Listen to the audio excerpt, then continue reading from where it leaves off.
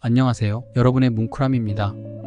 오늘도 자랑스런 한국의 감동 스토리로 뭉클함을 전해드리겠습니다. 한국 영화는 지난 수십 년간 급격히 성장하며 현재 세계 영화계에서 중요한 위치를 차지하고 있습니다.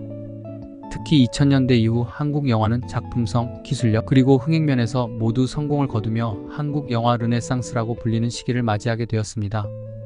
이는 몇몇 뛰어난 감독과 배우들의 노력, 정부의 문화 지원 정책, 그리고 독특한 한국적 서사와 창의성이 결합된 결과입니다.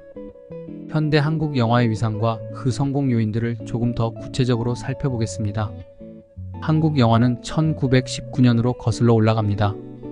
우리나라 최초의 영화는 의리적 구트로, 이는 사실 무성극과 촬영된 영화를 섞은 하이브리드 형태였습니다. 이 시기의 영화는 새로운 예술 형태로 자리 잡기 시작했지만 일제강점기 동안 많은 제약이 따랐습니다. 특히 일본 정부의 검열과 탄압이 있었기 때문에 한국 영화의 독창성은 크게 억제되었고 많은 영화가 일본의 통제를 받아야 했습니다. 그럼에도 불구하고 춘향전 같은 전통 서사극이 제작되었고 한국 영화의 기틀을 다지는 데 기여했습니다. 하지만 일제강점기의 억압적인 환경에서는 많은 영화가 제작되지 못하거나 일본 문화와 혼합되는 경향이 있었습니다. 해방 이후 한국 영화는 다시 한번 독립된 목소리를 내기 시작했습니다. 특히 한국전쟁 직후인 1950년대 후반부터는 영화 산업이 급격히 성장하였습니다. 1955년 이병일 감독의 춘향전이 대성공을 거두며 한국 영화의 부활을 알렸습니다. 이 시기를 기점으로 한국 영화는 황금기를 맞이합니다. 1960년대는 한국 영화 산업의 전성기로 연간 수십 편 이상의 영화가 제작되었습니다. 그중 김기영 감독의 한여는 특히 주목받는 작품입니다. 이 영화는 당시 한국 사회의 계급 갈등과 인간의 욕망을 충격적으로 다루며 지금까지도 높은 평가를 받고 있습니다. 이 시기에는 멜로드라마, 시대극, 가족 영화 등이 주로 제작되었으며 영화 산업이 대중문화의 중심에 있었습니다. 하지만 1970년대와 1980년대는 정치적 상황으로 인해 한국 영화가 또 다른 암흑기를 맞이합니다. 박정희 정부와 전두환 정부 하에서의 강력한 검열과 통제는 영화 제작에 큰 제약을 가져왔습니다. 정치적 메시지를 담은 영화는 금지되었고 해외 영화의 수입도 제한되었습니다. 이로 인해 많은 감독들은 검열을 피해 간접적으로 사회 비판을 담거나 대중적인 영화만을 제작해야 했습니다. 그러나 이러한 억압 속에서도 의미 있는 작품들이 탄생했습니다. 이장호 감독의 바보들의 행진은 젊은이들의 방황과 혼란을 그려내며 큰 공감을 얻었고 임권택 감독의 만다라는 깊은 철학적 주제와 한국적인 미학을 결합한 걸작으로 평가받습니다. 1980년대 말과 1990년대 초 한국의 민주화 운동은 영화 산업에도 새로운 바람을 불어넣었습니다. 정치적 억압이 해소되면서 영화인들은 더 자유로운 주제를 다루기 시작했고 다양한 장르와 실험적인 영화들이 등장했습니다. 또한 이 시기부터 한국 영화는 정부의 지원과 함께 급격히 성장하게 됩니다. 1990년대 중반에는 쉬리와 같은 대규모 블록버스터 영화들이 등장하면서 한국 영화는 새로운 국면을 맞이합니다. 쉬리는 당시 한국 영화의 기술적, 상업적 가능성을 증명하며 국내외에서 큰 성공을 거두었습니다. 이 영화는 할리우드 스타일의 첩보 액션 장르를 한국적인 상황에 맞게 변형시킨 대표적인 예로 꼽힙니다. 현대 한국 영화가 세계적인 주목을 받기 시작한 주요 계기 중 하나는 박찬욱 감독의 올드보이입니다. 이 영화는 2004년 칸 영화제에서 심사위원 대상을 수상하며 한국 영화가 단순히 국내에서만 성공하는 것이 아니라 국제적으로도 큰 영향력을 발휘할 수 있음을 보여주었습니다. 올드보이는 강렬한 복수극과 독창적인 연출, 충격적인 반전으로 전 세계 관객과 평론가들을 사로잡았습니다. 한국 영화의 또 다른 강점은 장르 영화의 다양성과 그 발전입니다. 1990년대 중반부터 한국 영화는 스릴러, 공포, 로맨스, 코미디, SF, 범죄, 누아르 등 다양한 장르에서 혁신적인 시도를 했으며 이는 국내외 관객들에게 큰 호응을 얻었습니다. 예를 들어 나홍진 감독의 추격자는 범죄 스릴러 장르에서 새로운 전형을 제시하며 한국 범죄 영화의 수준을 한 단계 끌어올렸습니다. 이 영화는 긴장감 넘치는 전개와 현실적인 폭력 묘사로 국내뿐만 아니라 해외에서도 큰 주목을 받았습니다. 또한 봉준호 감독의 괴물은 한국적 상황을 배경으로 한 괴수 영화로서 SF와 재난 장르의 경계를 허물며 독창적인 서사와 사회적 메시지를 결합한 작품으로 많은 사랑을 받았습니다. 이와 함께 박찬욱 감독의 아가씨는 에로틱 스릴러 장르로서 미학적으로 뛰어난 영상미와 치밀한 서사 구조로 칸 영화제에서 수상하며 국제적으로도 인정받았습니다. 이후에도 한국 영화는 다양한 국제 영화제에서 꾸준히 수상하며 그 입지를 굳혔습니다. 특히 봉준호 감독의 기생충은 한국 영화사뿐만 아니라 세계 영화사에서도 이정표를 세운 작품입니다. 기생충은 2019년 칸 영화제에서 황금종려상을 수상한 데 이어 2020년 아카데미 시상식에서 작품상, 감독상, 국제영화상 등 총 4개의 상을 수상하며 세계적인 주목을 받았습니다. 이는 아시아 영화로서는 처음으로 아카데미 작품상을 수상한 사례로 한국 영화의 국제적 위상을 다시 한번 확인시켜 주었습니다.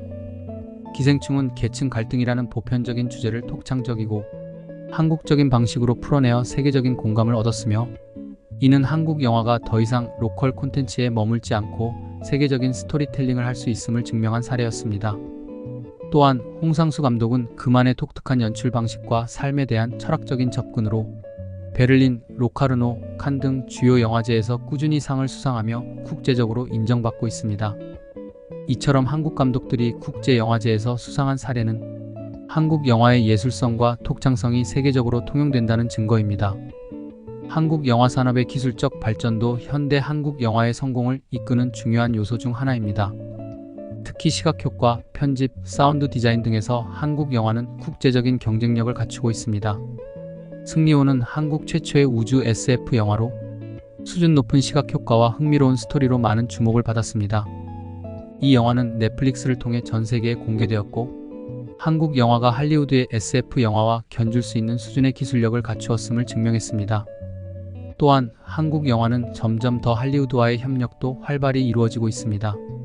설국열차는 봉준호 감독이 할리우드 배우들과 협력하여 만든 영화로 한국적 감성과 할리우드의 제작 시스템이 결합된 작품입니다. 이 영화는 글로벌 흥행에 성공하며 봉준호 감독이 세계적인 감독으로 발돋움하는 계기가 되었습니다. 이처럼 한국 영화는 기술적 측면에서도 발전을 거듭하며 글로벌 시장에서도 경쟁력을 키워가고 있습니다. 이는 단순히 영화 내러티브의 발전뿐만 아니라 기술적 진보와 혁신이 결합된 결과라 할 수 있습니다. 현대 영화 산업에서 중요한 변화는 바로 넷플릭스와 같은 글로벌 스트리밍 플랫폼의 등장입니다. 이러한 플랫폼은 한국 영화와 드라마가 더 넓은 세계 관객들에게 쉽게 접근할 수 있도록 만들었고, 이는 한국 영화의 국제적 인지도를 크게 높이는 데 기여했습니다. 넷플릭스는 한국 영화와 드라마 제작에 직접 투자하며 한국 콘텐츠의 글로벌 시장 진출을 적극 지원하고 있습니다. 옥자는 넷플릭스가 제작한 첫 한국 영화로 봉준호 감독이 연출했습니다. 이 작품은 할리우드 배우들과 한국 배우들이 함께 출연하며 환경 문제와 동물 윤리를 다루는 독창적인 서사로 많은 이목을 끌었습니다. 넷플릭스를 통해 전 세계에 동시 공개된 이 영화는 새로운 방식으로 한국 영화가 세계 무대에 진출할 수 있음을 보여주었습니다. 또한 영화 미나리는 현대 한국 영화의 위상을 세계적으로 높이는 데 큰 기여를 한 작품으로 한국계 미국인 감독 정이삭이 연출한 이 영화는 2020년 선댄스 영화제에서 처음 공개되어 세계적으로 큰 주목을 받았습니다.